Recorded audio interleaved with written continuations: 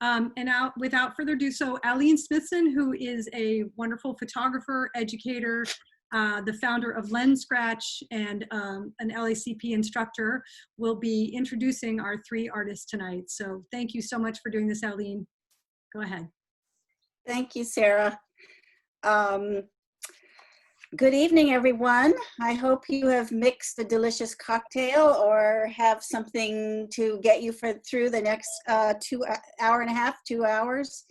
First, I'd like to thank Sarah Hadley for organizing these events, and to Julia Dean and the staff of LACP for keeping us all informed and excited with their wonderful programming. Please continue to check the website. There's so much going on. And in that regard, I also want to thank all the photo centers, museums, galleries, and individuals who have faced the challenges of communication and community so beautifully, and bringing us together in more significant ways. The exciting potential of online connections is that events like Project 2020 are seen around the world and not just limited to the walls of LACP. As the evening progresses, I encourage you to ask the artists questions, as Sarah said, and put those in the chat box. We'll be looking at those at the end. And please identify which artists you are asking the question to. I'm so excited to present these three visual artists. Two of them I have known for a long time and held in high regard, Rohina and Matthew. And Lisa is a new friend, and I'm excited to follow her work and career. It's always so exciting to follow a photographer's trajectory and journey. And all of these artists are really creating some amazing legacies. I've asked all three artists to share work they have made during this time of the pandemic. And so at the end of their lectures, they're going to show just a select number of images that are brand new and really speak to this moment in time. And I think it's important as artists that we learn how to pivot in a time of crisis and make new work. And so I wanted you to see what these three artists are doing. Douglas Marshall was the juror for Project 2020, and he is an LA-based independent curator and consultant at Marshall Contemporary. He was formerly the director of the P12 in Los Angeles, and he produced over 60 exhibitions and art fairs. Douglas states about this exhibition, "After viewing nearly 200 portfolios, I found it incredibly difficult to select a dozen finalists. The projects exhibited, I feel, are those that most successfully accomplished the artist's stated intent and were confidently edited while providing a new platform for underrepresented stories and innovative approaches to the medium." As in many portfolio reviews in recent years, a clear takeaway of interest and optimism for me was the prevalence of socio-political and data-driven work being made by contemporary photo artists. Evidence of a universal need to do something and to stimulate dialogue when witnessing injustice or apathy. Many artists sought to address overlooked history and stigmatized groups through aesthetically engaging and thoroughly researched work, some traveling great lengths on their own accord to complete their projects. In the end, each artist's body of work submitted is worthy of honest critique, and I hope that each applicant continues down their creative paths with renewed energy, inspired as I have been by these selected projects. So the first artist that we're going to speak to tonight is Lisa Cutler. I'm so excited to get to know her work. Lisa is a New York-based photographer whose practice spans landscape, portraiture, and street photography. She received her BS from Syracuse University Newhouse School of Public Communications in TV and radio.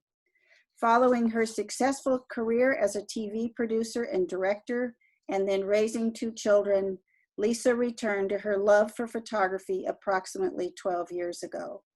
She began studying at ICP in New York and at Santa Fe Workshops and Leica Academy.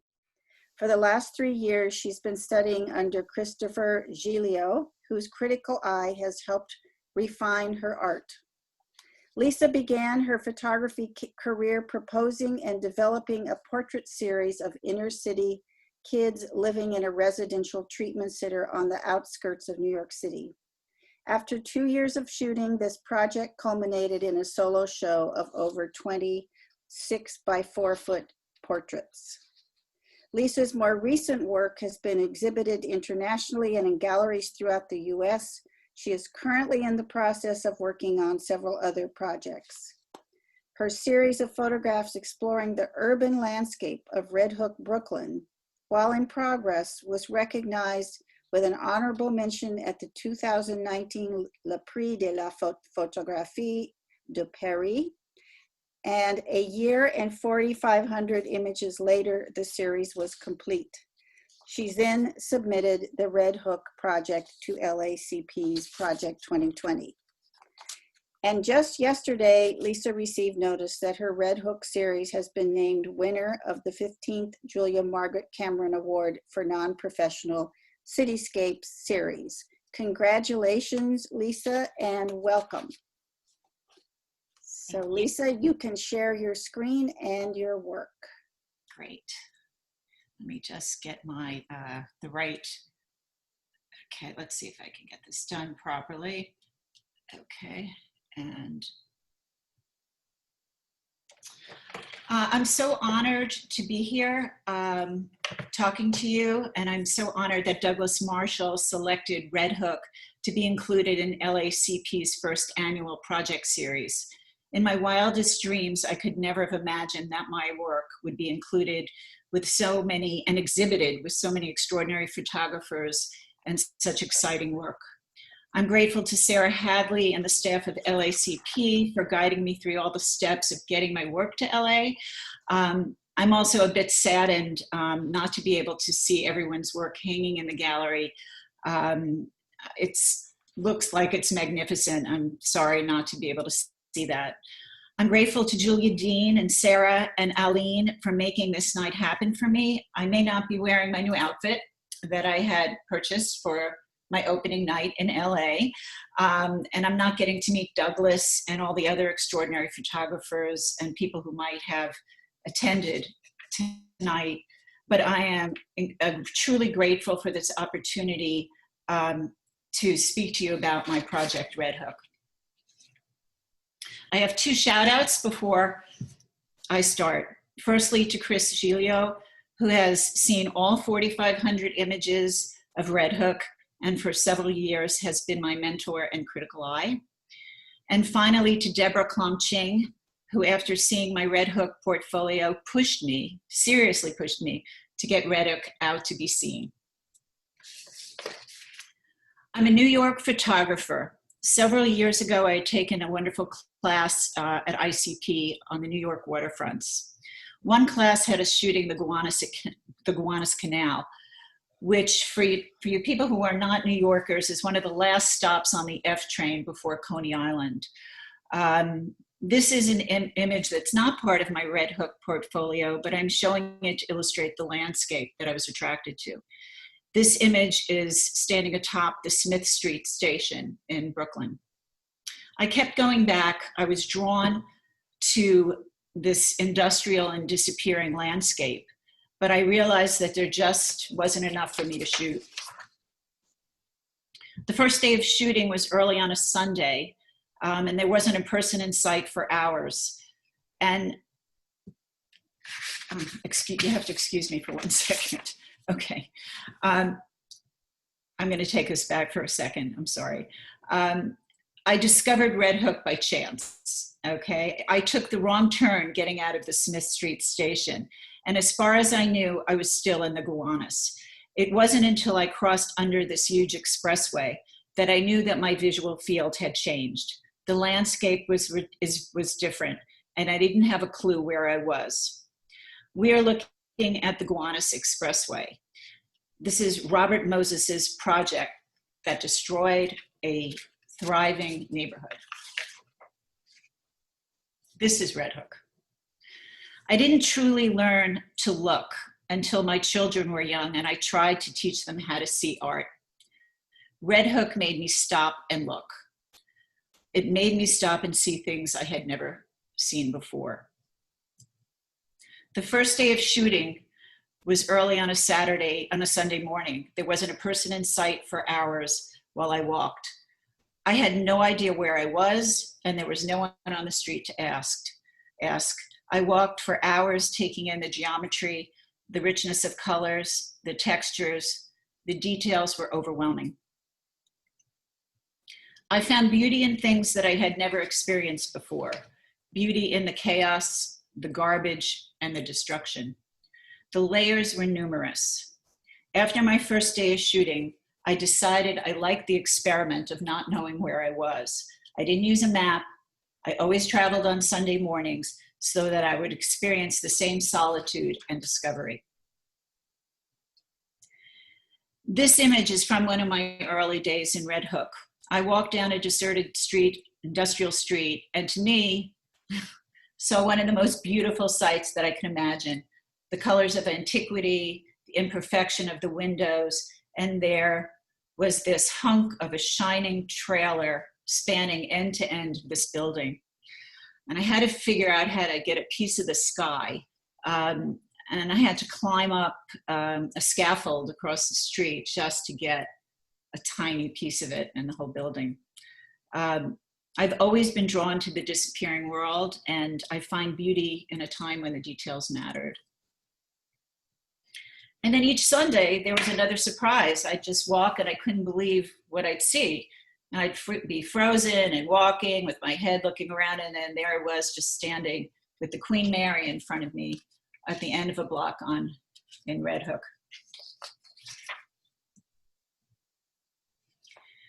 This image, the red vine, was taken on my first day of shooting in 2017.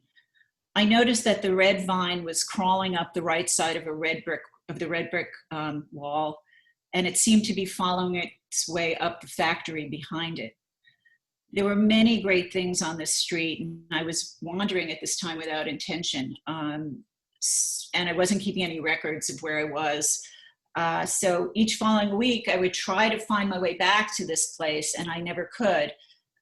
Landmarks seemed to disappear, and I couldn't figure out why, and I spent weeks searching for this place.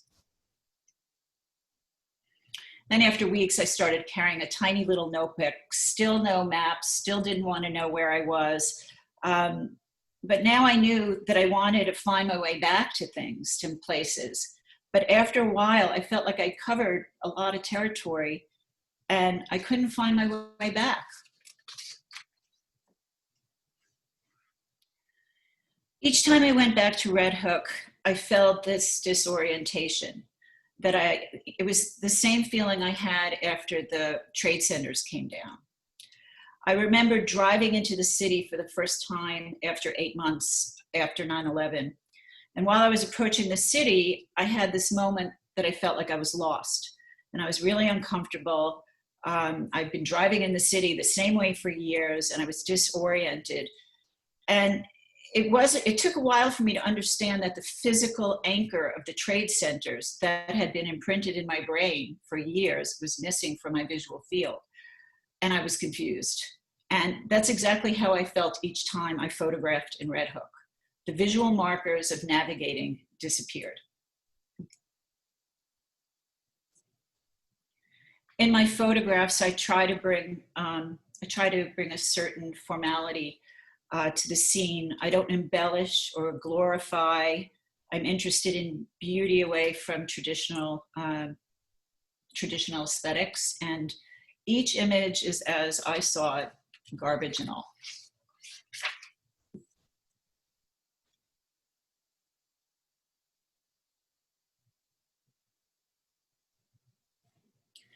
A typical site, boarded up windows next to construction, and then all over Red Hook, you find these beautifully painted aluminum fences. I love the rhyming of the artwork and the willow tree behind it.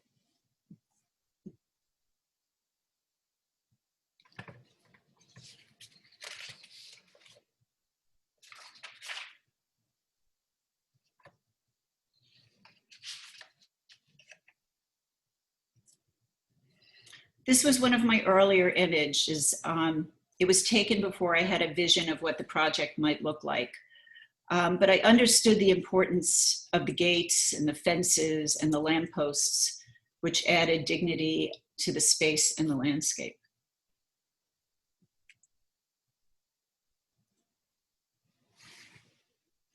Ball Fields Closed is another of my earlier images when I had no idea where I was. And I couldn't understand why there were acres and acres of closed and overgrown ball fields. You can only imagine how needed these fields were for the people in the city projects behind them.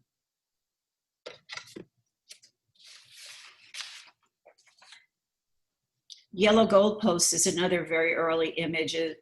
I was still wandering and trying to understand what was going on with all these abandoned fields. And it wasn't until much later that I learned that these fields had all been contaminated with lead from a smelting company that operated in the 20s and 30s.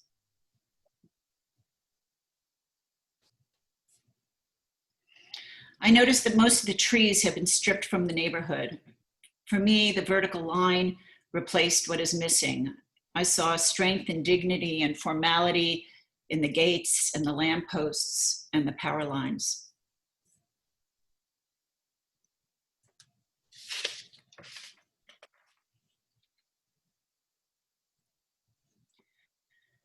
As the Gowanus Expressway rises and appears in so many images and in so many places in Red Hook, so does the Big R.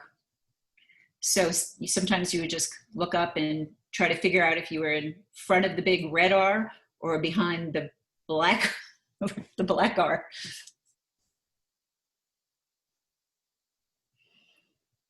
This is the greenhouse, and it's the contrast of the old and the new, the building and destruction. I loved the barbed wire as it touched these gentle vines going across the house.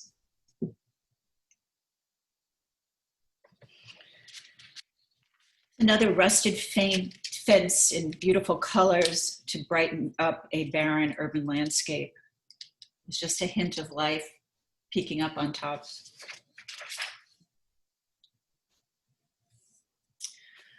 So this image, along with the red vine that I spoke about earlier, was taken on my first day of shooting. It's on that street that I hunted for. I hunted, every time I went back, I tried to find that street because there was so much to look at. And there was one of the main reasons why I kept returning to Red Hook. I wanted to reshoot this, and I spent 2 years hunting for this place. And it wasn't until this past January, when I was going through 4,500 pictures, trying to prepare my portfolio, that I figured out why I couldn't find this. This image was taken 1 year after the previous image. This is called Active Driveway. I couldn't find these places because they didn't exist anymore.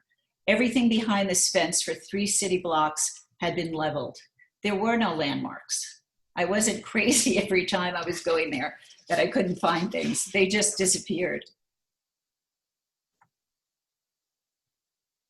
Before even knowing the history, I was drawn to the geometry and the rhyming shapes and the beautiful graffiti. But this is a tribute to the 7 Red Hook firefighters who lost their lives in 9/11.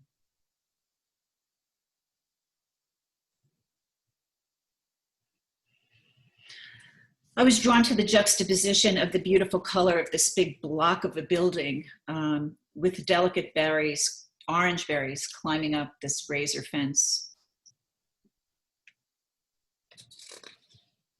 I finished my presentation with an image it's from one of the earlier images that I had taken in Red Hook.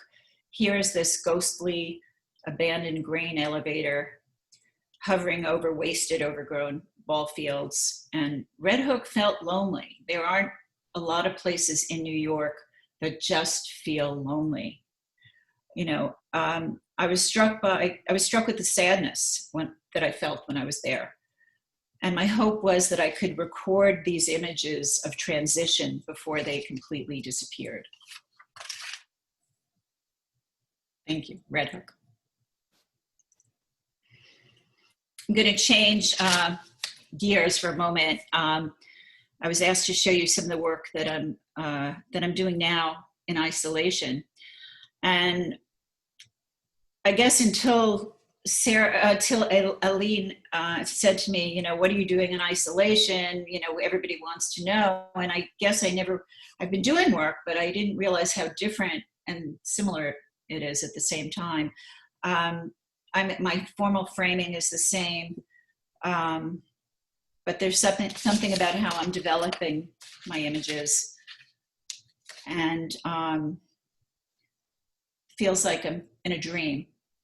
It's very dreamy, white, soft.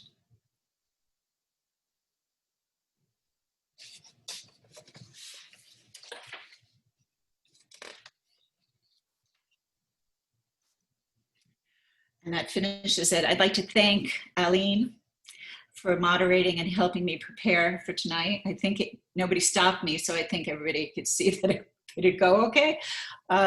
And I'd like to thank Douglas Marshall, who selected my project to be included in this exhibit. And if you're out there, I hope that I'll get to meet you one day in person. Thank you, everybody who came out here to talk and to listen. I would have preferred to meet you in person at the gallery, but I'm thankful to have been given this platform. Thank you very much. So unshare your screen, Lisa. Yeah, that's a good thing. Let's see. Stop sharing. I have to find my thingy. If Chris is out there, he knows what I'm talking about. Can't seem to find my cursor. Let me escape. Hold on. Let me escape first. And then, oh, sorry, everybody, don't look. Okay. Okay. Oh, wow. Thank you, Lisa. That was really fantastic. I hope you realize that you are creating a historical document that really is important to New York history. Oftentimes we forget that our work has much more power and meaning than we realize. So I have a couple of quick questions for you. There's always a bit of magic in seeing places that seem unremarkable and overlooked with curious eyes.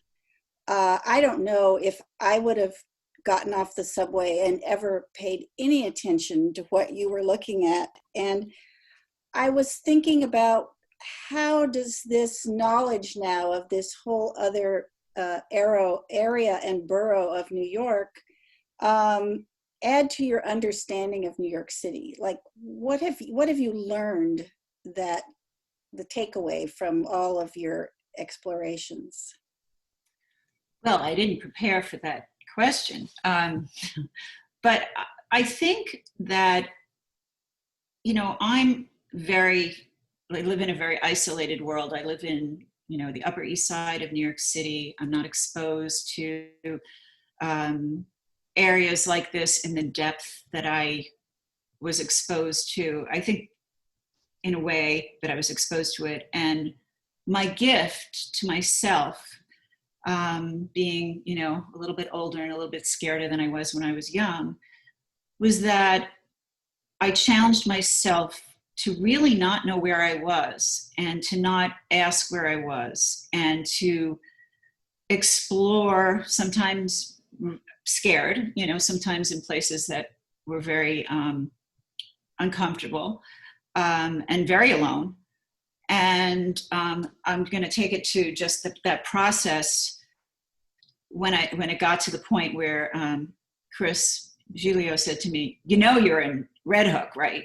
You know, I said, "No, I didn't know." And I guess at that point I needed to know and explore what happened, why it happened, how these things happened, how urban development, you know, destroyed so much of the dignity of people and areas.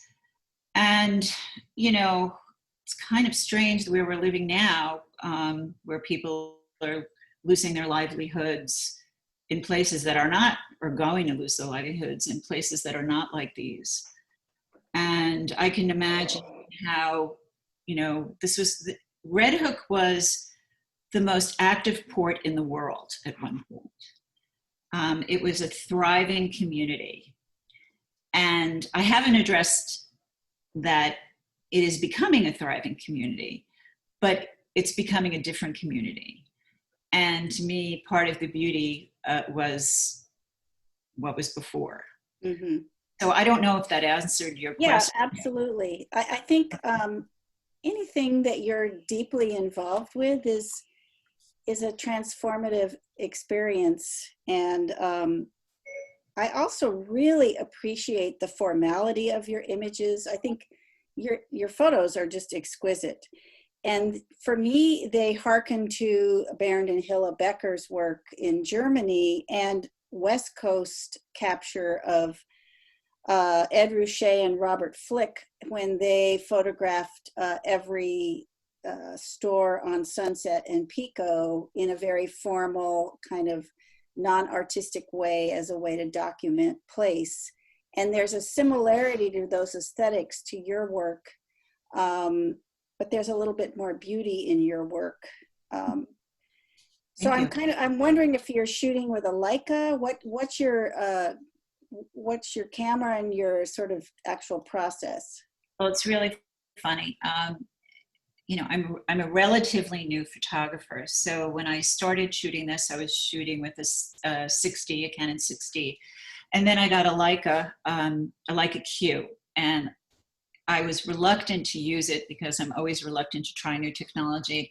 And another Chris thing, get out there and use a Leica. And I couldn't put it down because it just, the level of detail, it just, whatever I saw, it magnified it to an extent where I would, you know, I couldn't believe. So I loved using the Leica. Most of this series is with the Leica. I also used the 5D at the very end. I'm not sure if any of this series, the 5D, but the Leica,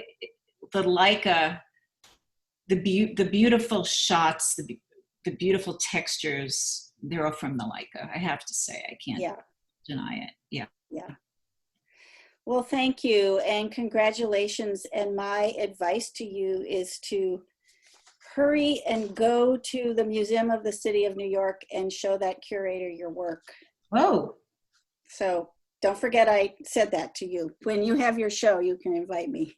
I'm going to tell her you said me. It's a he. It's a he. Oh, okay. That's good. That's good. That's good. All right. Thank you so much, Lisa. Thank you. What I forgot at the beginning of my presentation was that I wanted to share a few images that our wonderful Julia Dean has taken at in the gallery, so that you have a sense. It actually doesn't quite give us a sense of the huge amount of space, but I only just put a few in here so Lisa could see, Lisa and Matthew and Rohina could see their work on the walls. This is Tracy's work that was a couple of weeks ago. We heard her lecture. This is Matthew's beautiful, sumptuous work. Looks like it's all framed in black.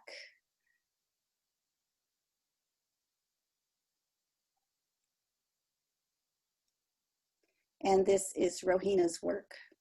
Interesting, there are no mats with any of these pieces, which, let's see if there are with, yes. So Lisa has mats, but Matthew and Rohina are sans mats, which bring us right into the image.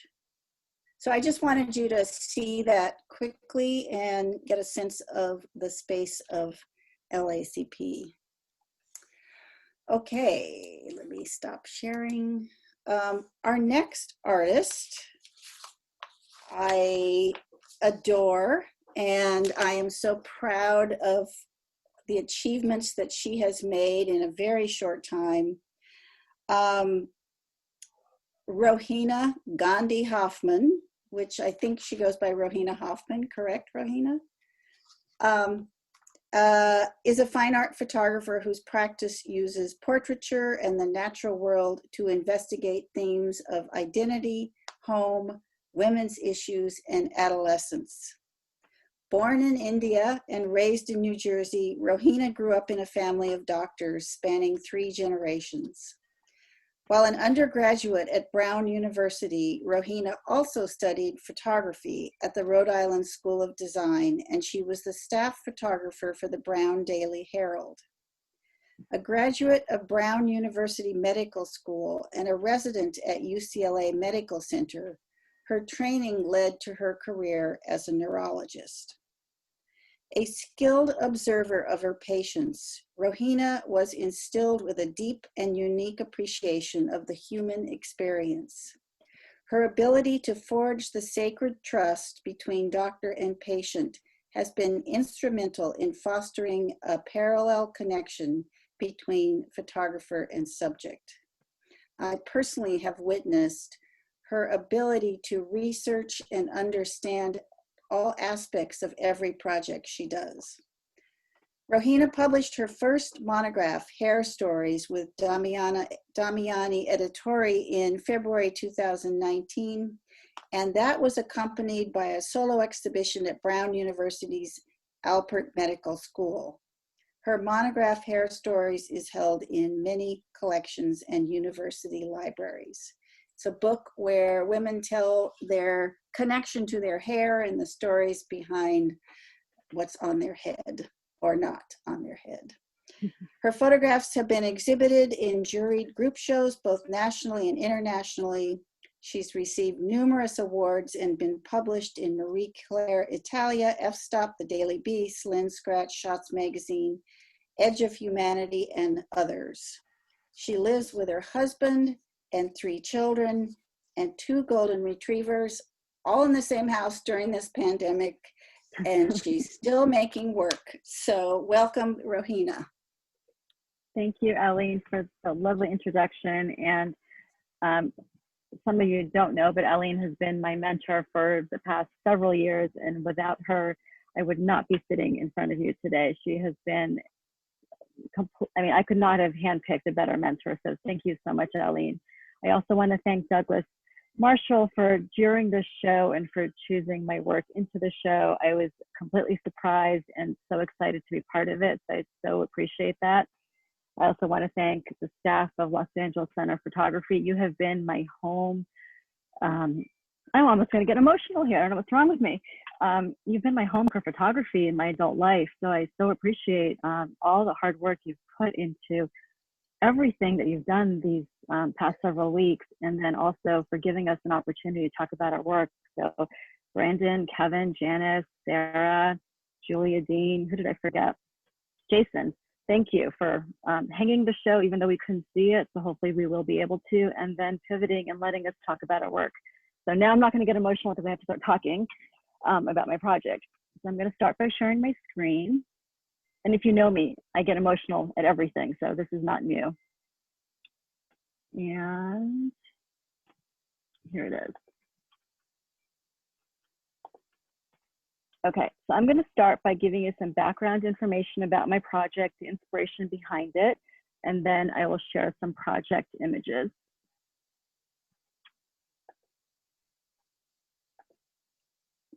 Okay. My project is called Generation 1.75. This term refers to young children, generally under the age of 6, who immigrate to a new country with their first-generation parents due to circumstances beyond their control, and they generally adopt values closer to their second-generation peers, as their schooling is done entirely in their adopted country. I'm a Generation 1.75er, as I came to this country when I was 5. But my story is even a little bit more complicated than that, as you will soon hear. These are my parents shortly after their wedding. This was in 1965, and they got married in India. 3 years later, in 1968, my father left India to come to this country, and he came to Queens, New York to start his residency in orthopedic surgery, and that's him on the left with a nurse in Queens. And that same day in 1968, I was born, and that's me with my older sister. Then 3 months later, he asked that my mom join him in Queens, and that's a picture of my mom, my sister, and myself shortly before she left for the United States. I was left in India to live with my paternal grandparents and extended family. This is a collage of all the caregivers I had in India. I was living with my paternal grandparents and my dad's siblings. I lived a pretty happy, full life, or what I thought was one. I had cousins to visit me on weekends. I went to a preschool right across the street, and I actually felt quite special knowing that at some point I was going to be going to the United States to join my parents. But it was also quite unsettling at times. That's me standing on the roof of the house I lived in India. And I always felt like it wasn't my permanent home. I would often go up to the rooftop and I would look at the moon. And because it was shaped like a globe, I would think I could see America on it. And I would often search for my parents. Even then, there was a longing for a place and a searching. Then at the age of 5.5, I left India and went to suburban New Jersey to join my parents, and my life as I knew it completely turned upside down. I fit in, but at times I felt like the other, no matter where I was. When we visited India or New Jersey, it was always a balancing act. The ease at which I embraced the dominant language, culture, and landscape came at a price probably unbeknownst to me at the time. That's me on the side there in my kindergarten class in New Jersey.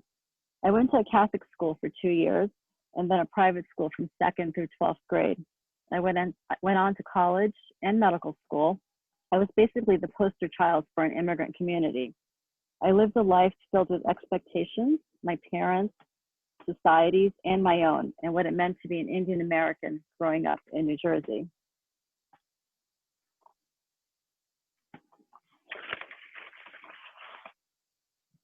That's my family on the Circle Line. Basically, every time we had anyone visit us from India, we would take them on the Circle Line and show them New York City.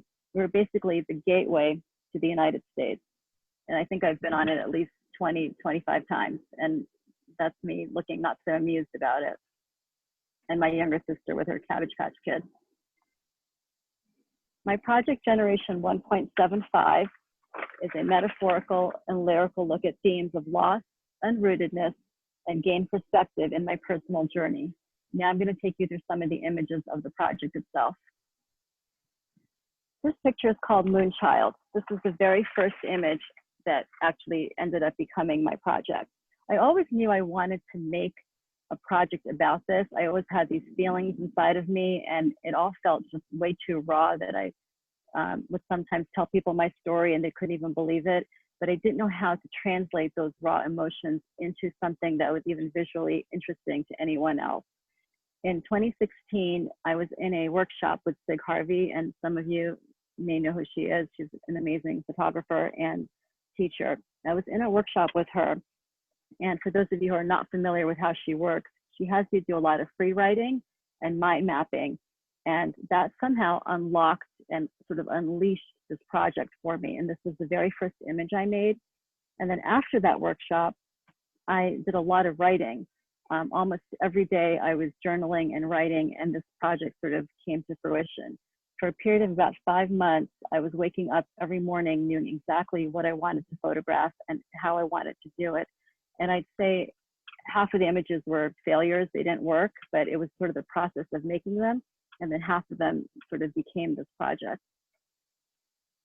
This one is called Chand, which means moon in Hindi. And some of the images in this project are deliberately named in Hindi because that's the amount of Hindi that I know. I use the narrative of the natural world to help me understand the precarious balance of integration and alienation, as I too have been the alienated insider and the other. This one is called Indelible, and that's Hindi written on my hand. It's the Hindi alphabet reversed. And it's not a lot of language that I have, but it's still a viable connection.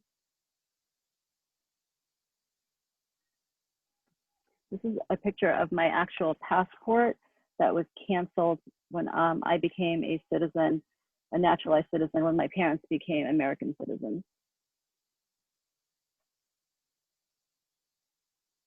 This picture is of a chandelier earring, which is a very common shape. It's called jhumka in Hindi, and I always thought it looked like a bell jar.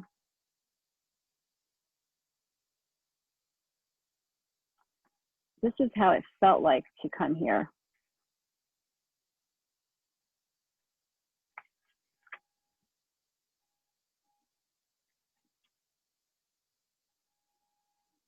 This one is called haldi, which is means turmeric. And the story behind this one is I had an aunt in India, Auntie Aruna, who used to give me turmeric in milk when I had a stomach upset or didn't feel well, and I actually couldn't tolerate it, and I would actually throw it up. And what's ironic now is that I go to Whole Foods and buy it as golden milk.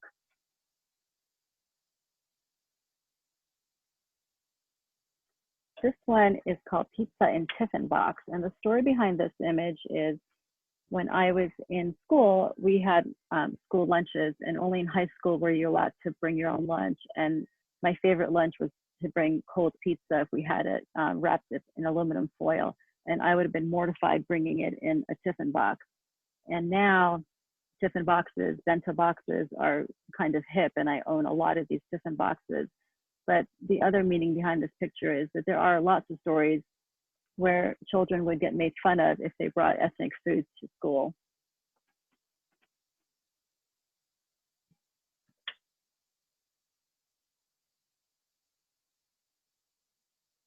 This image is called Chai, Tea, and Me.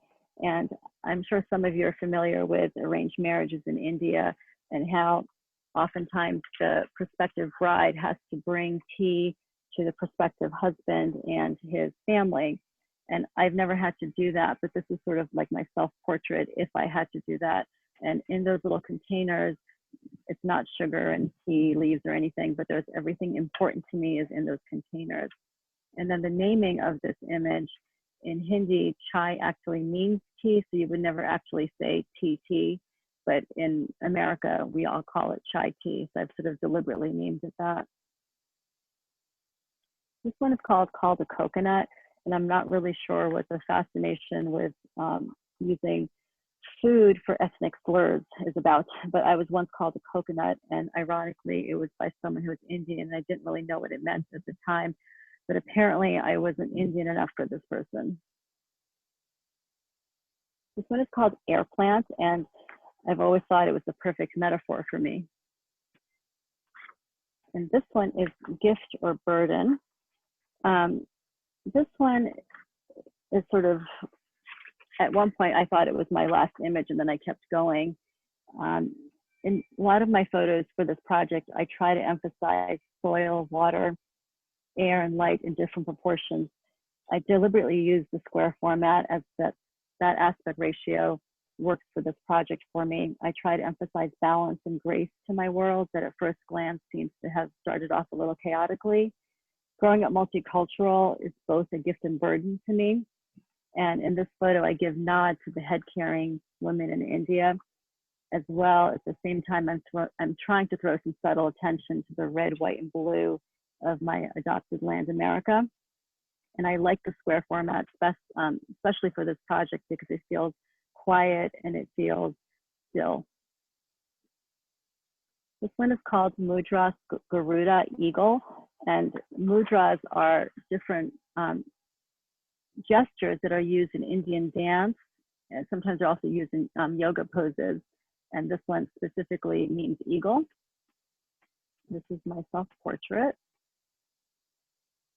and this, I think, is the last image of the project, dressing up, dressing down.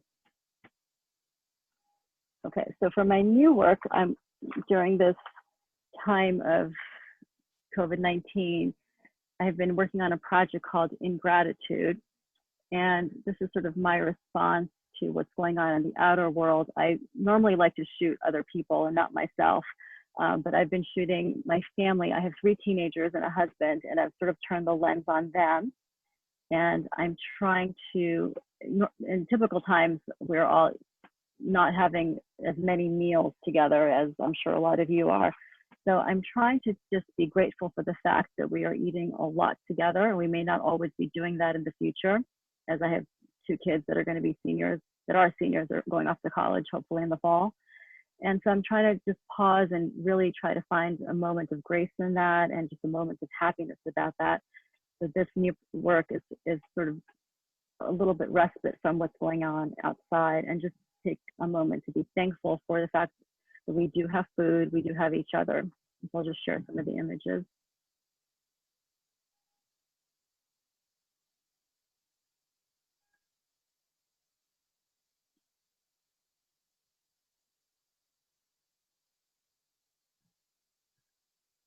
That is it. Thank you. Stop sharing my screen. Thank you, Rohina. It's so important as artists, especially as immigrant artists, that we tell our stories, because it's, in my opinion, the more we can understand and see each other, the more, I should say, the more we see each other, the more we can understand each other. So I really appreciate you thinking about your journey as an immigrant, and making beautiful work to go with it.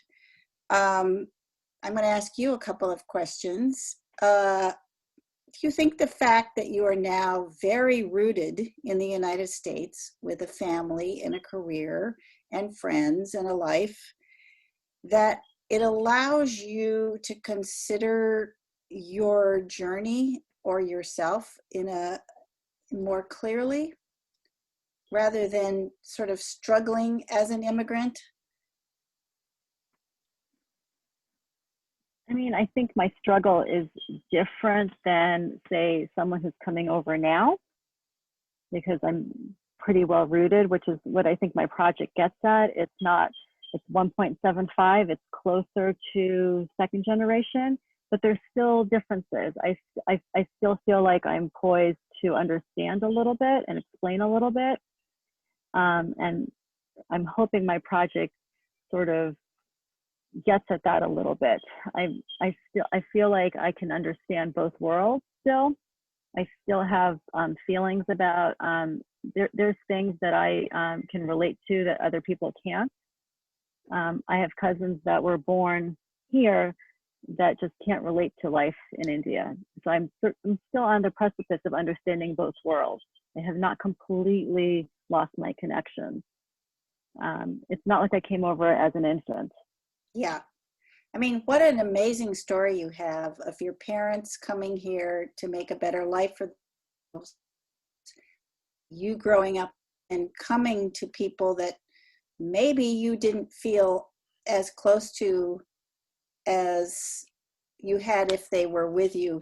We don't have to get into the psychology of that, but it's a fascinating story. Yeah.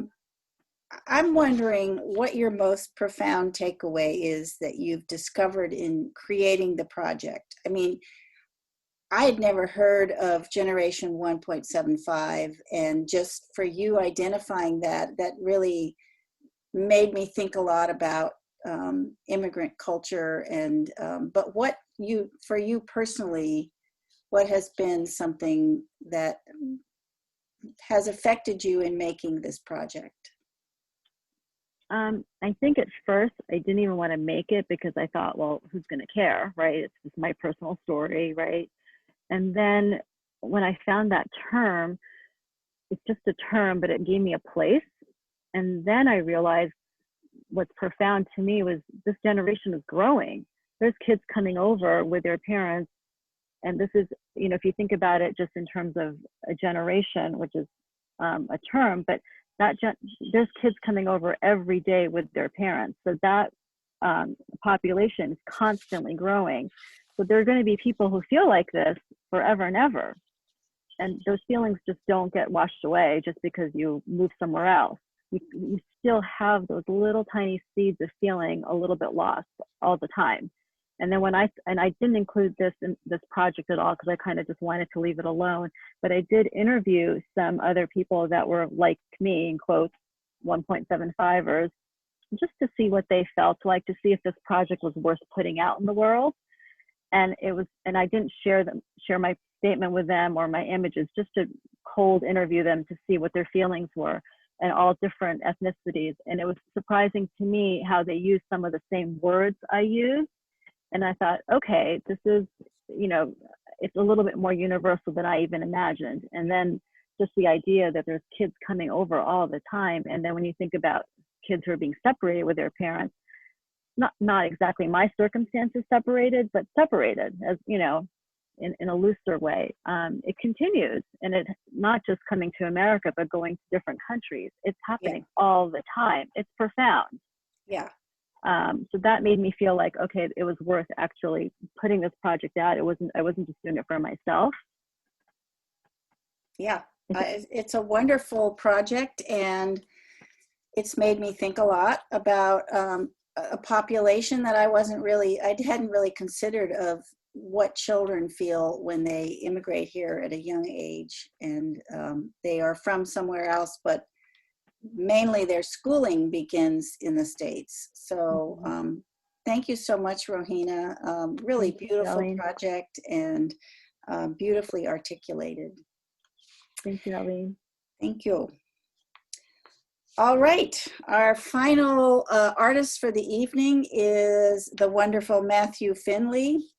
I have been fortunate enough to follow his career for a number of years, and I have never seen anything that he has put into the world that is not a home run, and just beautifully articulated and put together. So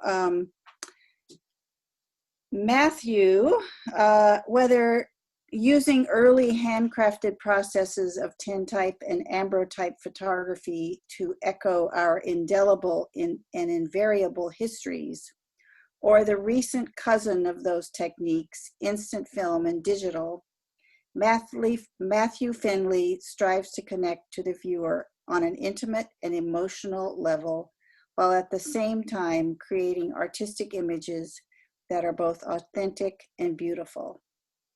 Working on these moody processes, he is able to create photography as object, one-of-a-kind original pieces. Based in Los Angeles, Matthew Finley has been a photographer for 10 years and is a core member of the Advanced Photography Critique Group at the Creative Photography Workshops, as well as a member of the Los Angeles Center of Photography. He is shown in multiple galleries across the U.S.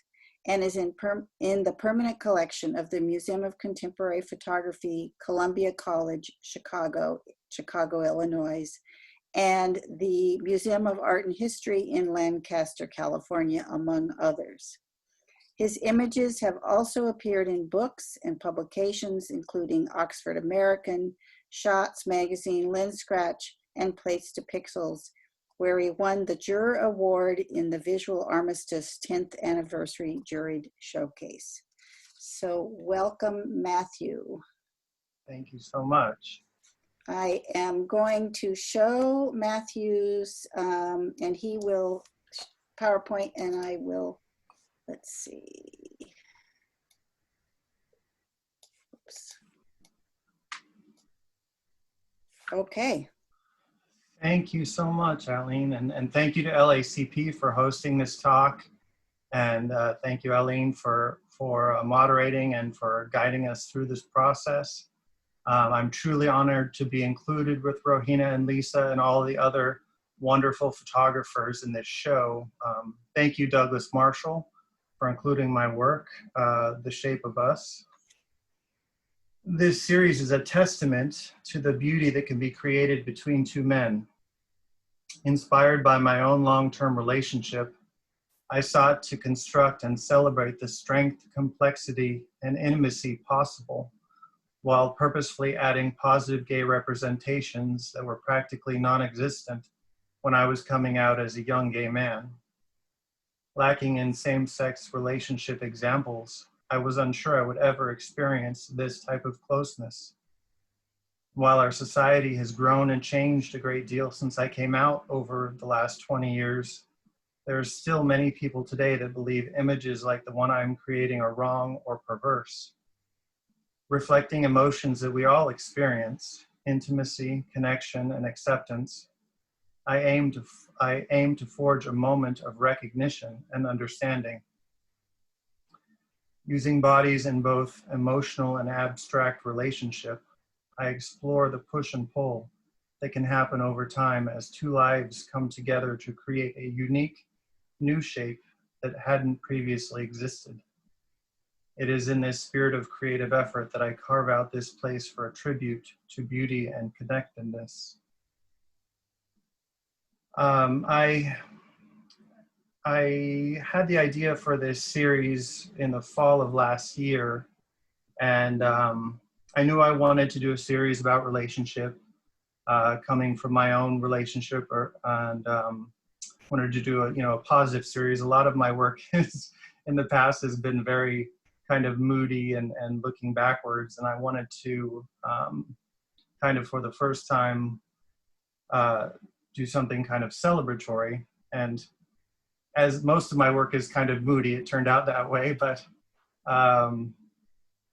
so I wanted to, starting from a personal place of my own relationship, I wanted to just explore that idea. And luckily, as fate should have it, I was starting a class with Susan Bernstein at LACP, a project class that would go for 6 months, and we met once a month over those 6 months. And that, combined with my critique group that I've been in for years, were really an amazing opportunity for me to, from the very beginning, take in work and get feedback. And I felt really kind of helped me to hone in on the message I wanted to give and the way I wanted to give it, from getting regular feedback, and helped shape and mold the series. So a big thank you to Susan for that, and my peeps over at my critique group.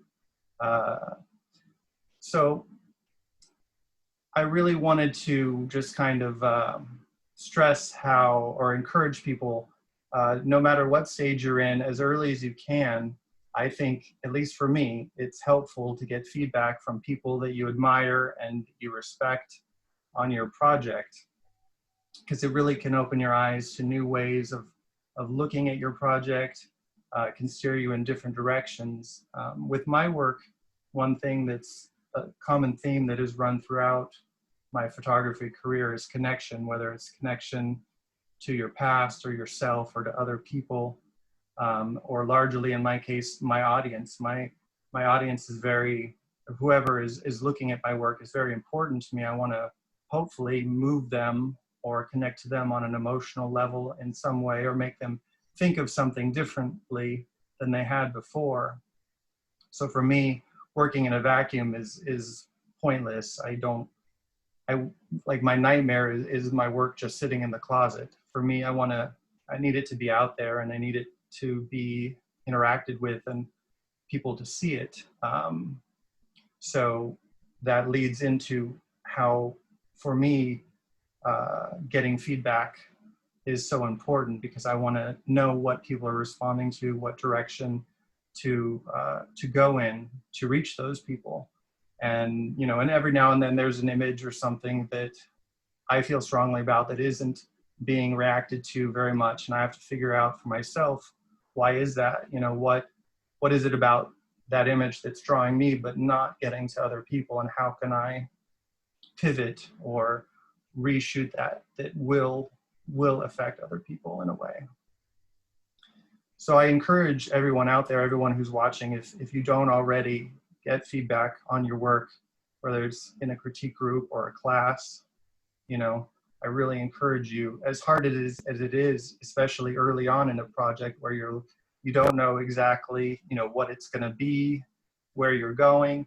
It can really help you hone in, and you know, it is scary, and you have to develop a little bit of a skin, you know, to be able to take what works for you, what's positive, what moves you forward, and let go of, you know, what you might take personally, or you know, you might feel is holding you back. That does take some going through it, I think, some practice, but you won't get there if you don't start. So that's my little pep talk for the day. I'm a little nervous, if you can't tell.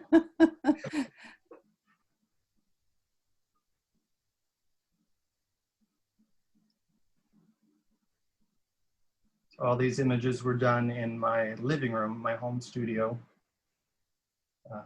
Oops. Oh, and I had a slide separating those and it went away. That's quite all right. So the next body of work is new work from being in quarantine, and I'm calling it How to Make a Mask. And I think as with a lot of people, when quarantine hit, I was feeling very uninspired and very unmotivated. So for the first couple weeks, I didn't do any shooting or editing or anything photography related. But then my critique group started back up, so I was kind of forced to shoot. So I had shot something where, and this is my husband, who's a willing subject and who I've forced in front of the camera many times, and I covered him up completely, and that led to this series, which is just trying to find some levity in this time of COVID that's so stressful and frustrating, and just imagining silly outfits, COVID outfits that I can put together from stuff around the house, or maybe buying one little thing here and there online, but mostly stuff around the house. And I had a lot of fabrics from previous shoots in the closet, so it's been a fun distraction, and I hope that people look at it and can get a little moment of a little giggle or some levity. Thank you, Matthew. Thank you. Well, I'm just blown away by this project. It is so exquisitely captured, and my immediate reaction to it was, it reminded me of Weston's bell peppers. Like there was something to that quality of light, to that shape and form, that you just nailed so beautifully. And I think because you are hiding certain parts of the body, that you allow us all to enter it with the same curiosity and in awe of the beauty of it. And I just wanted to ask you, what were you thinking? Put together the bodies and your framing, and did you have any of that Weston sort of memory in your mind when you were creating these shapes? I didn't. It wasn't till maybe a quarter of the way through that someone had made that reference to Weston, and I was like, oh yes, you're right. Like I hadn't consciously thought of that.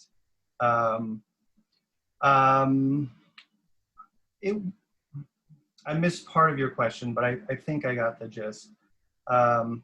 It took some trial and error, because I knew I wanted, you know, two people coming together, and I wanted intimacy. It just took some work in the beginning, probably 2 or 3 shoots of trying different things before it kind of clicked of the shapes. You know, it was at first, you know, it was more about the faces and I guess a more straightforward kind of connection, and then it eventually turned into the shapes and how that worked. And then from there, it was just trying to find different shapes that conveyed intimacy, but were different shapes than I'd already done. So there was lots of exploring in that way. And I worked with different different men who were not couples, because in the beginning I couldn't find couples who would do this project, and eventually I found a couple that were super relaxed and super easy to work with each other and with me. So they took up the bulk of the shooting. I mean, one thing that really affected me were the hands, and the hands like impressed into the skin. And those are just like beautiful sensory markers in those images. I just really, really beautifully done, Matthew. Thank you. Yes.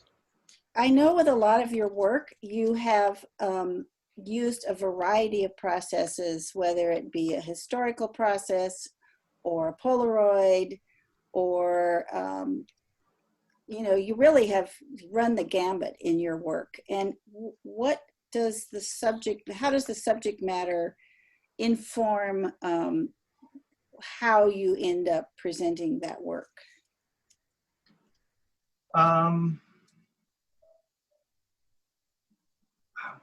I think that earlier on, I was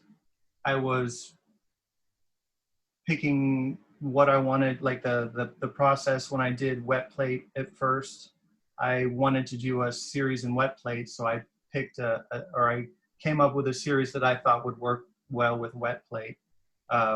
With this particular series, it switched in that I knew I wanted to shoot, very low light, and very a lot of shadows, and I would have subjects, so that would limit my time with them. And so I decided that digital was the best way to go to, for time wise, light wise, versus a more finicky process. So in this way, subject dictated medium in this case. Well, we're getting a lot of comments about your lighting and how beautifully executed these were. I don't know if you want to speak to that at all, or that's just too technical and uninteresting. But we all want to know your secrets. Oh, I don't think I have any secrets. It's really pretty simple. My photography mentor, Tracy Landworth, had given me a flash, a really kind of cheap flash from I don't know, it's probably 20 years old, but it puts out a decent amount of light, and I would put that with probably a one-stop gel over it, and then a white umbrella to shoot through.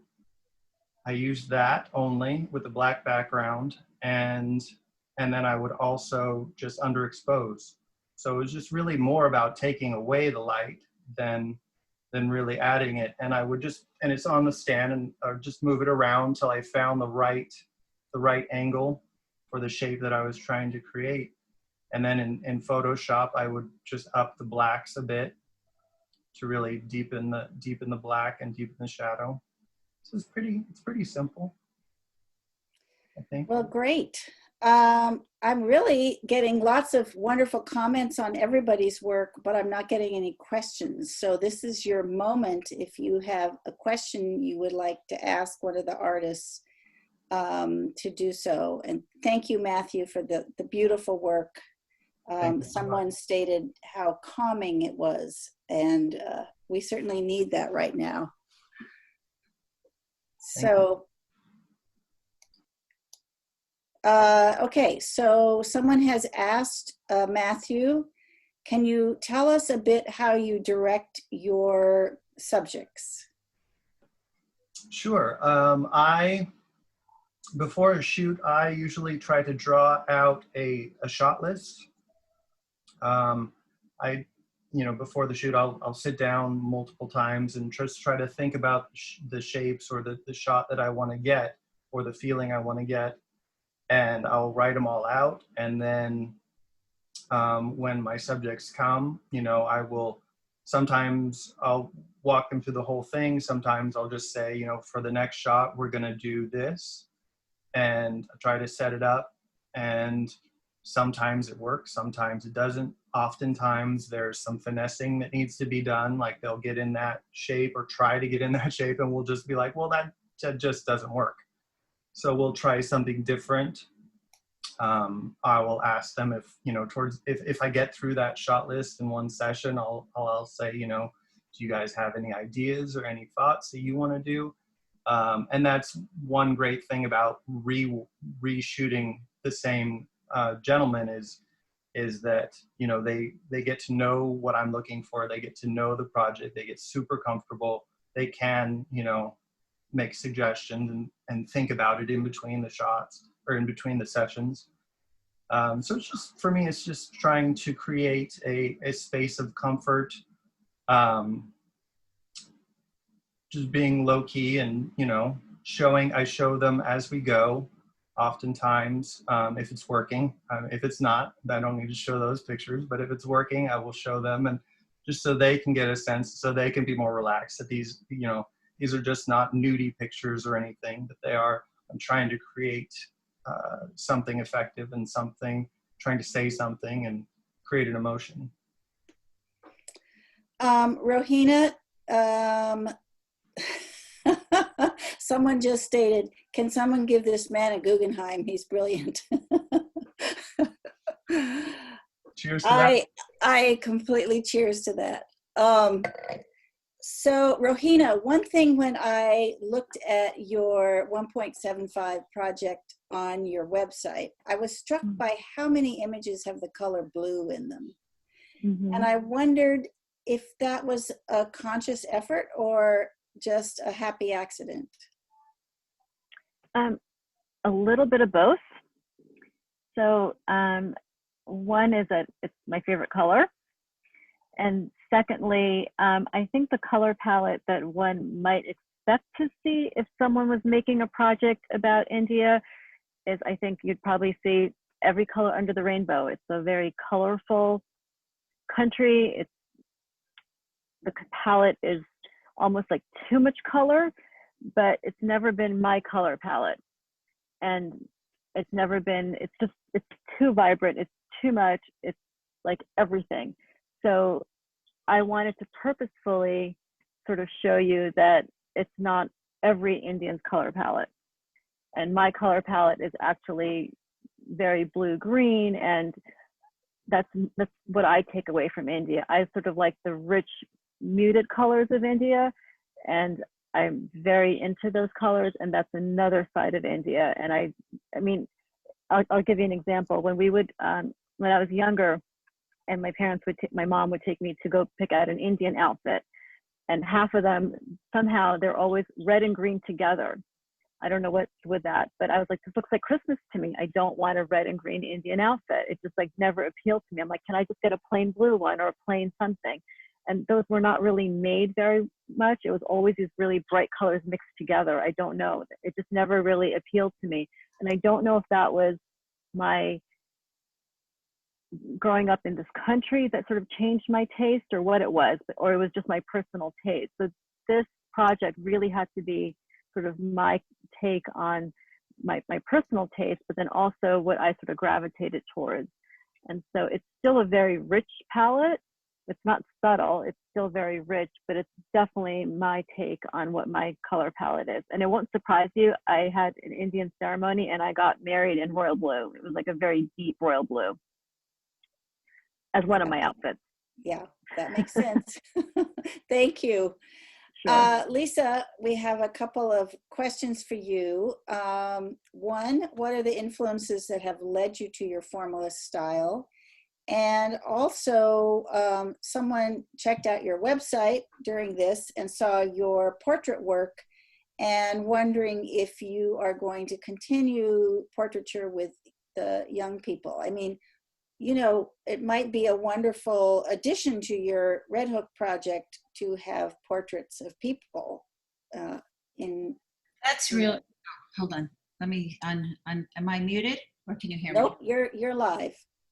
That's really interesting because I had been almost 2 years into the project, and there wasn't a person in one of my pictures. And I mean, not even like a person anywhere in any of my pictures. And I'm not quite sure how it happened, but at one point it became very intentional because of the details, and the details were so much more important than the people. And I was asked about, I guess a year ago, hey, Lisa, you need some people in your Red Hook series. And I would say, I don't want people in that. It's not about the people. It's about the place. It's about the details. It's about the geometry. It's about the texture. It's about, and they would say, no, Lisa, you need detail. You need people in the pictures.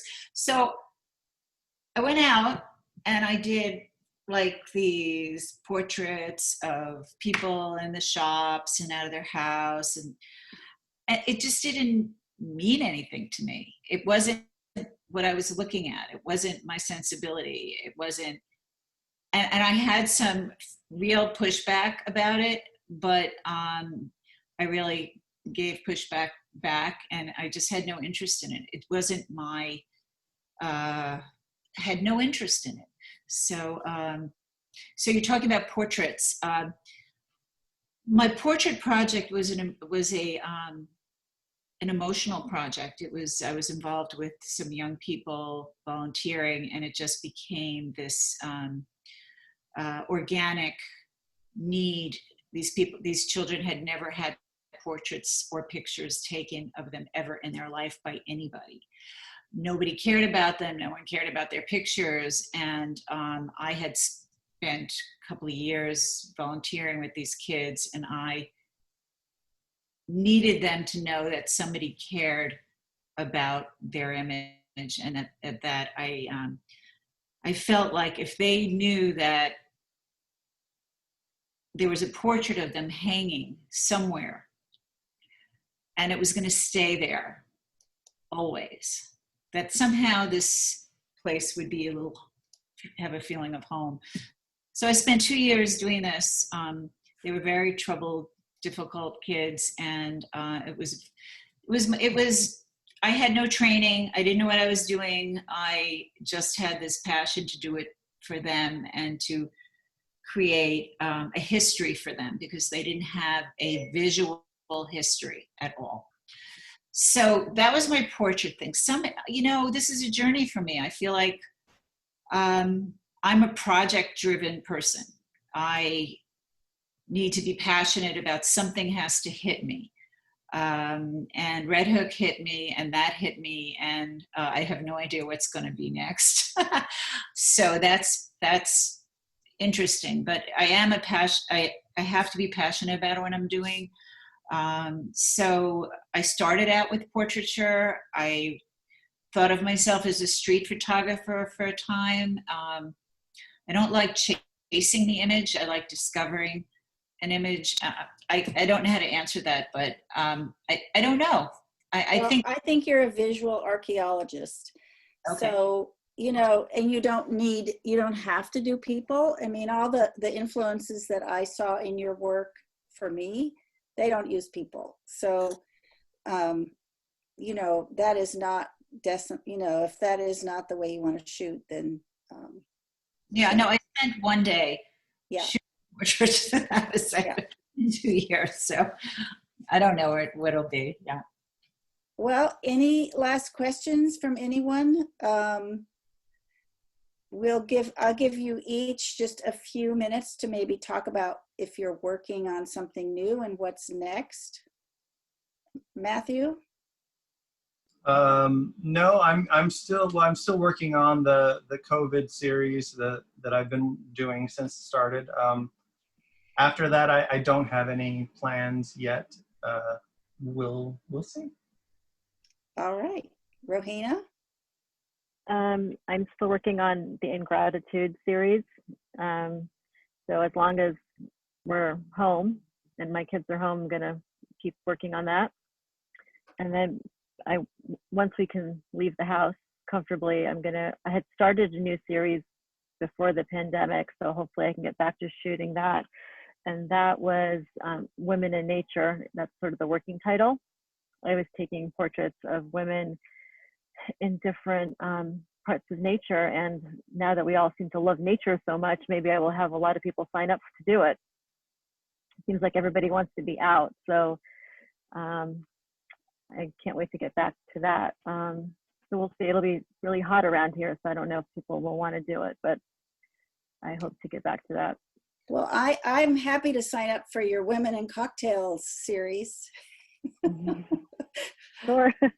All right, and Lisa, do you have anything next ideas? Well, I'm kind of playing around with panoramas, and I'm doing this series out at this trailer park on the beach. That's this dreamy series that I've been shooting. But I'm just kind of in transition right now. Well, I really want to thank these three artists. Speaking from experience, it is really tough to stand up or sit in front of a group of people and bare your souls and share your work and hope that you are not being judged but appreciated. And I think the level of all of these projects is significant and wonderful, and I cheer you on for your successes and next steps. And I want everyone on Zoom to I want to see you. There's lots of like black, if you're still there, and if you have a cocktail or water, to raise it up and to celebrate this amazing community that we're part of. And donate to LACP. And thank you so much. I'm getting very choked up, but bravo to these artists and to our community for being just such incredible people. So be safe, have a great night, and enjoy your cocktails. Thank you, Ellie. Thank you all so much. Aline. Thank you. Everybody did an amazing job. It was wonderful.